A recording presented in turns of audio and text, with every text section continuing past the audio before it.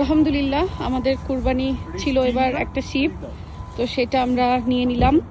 যেহেতু ঈদের দিনই আমরা পেয়ে গেছি, আর আমরা একটা ফার্মে থেকে কুরবানি দিয়েছি। ওই ফার্মের সিস্টেমটা হচ্ছে ওরা জাস্ট 4 ভাগ করে দিয়ে দেয়, বাসায় নিয়ে যেয়ে কাটতে হয়। তো এই যে এরকম 4 ভাগ করে করে নিয়ে আসছি।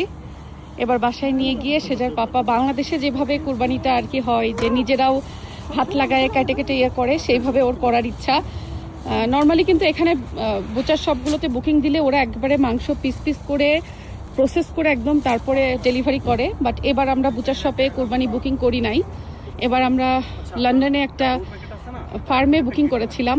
আমার বাচ্চাদেরকেও দেখাতে নিয়ে আসছি এখানে।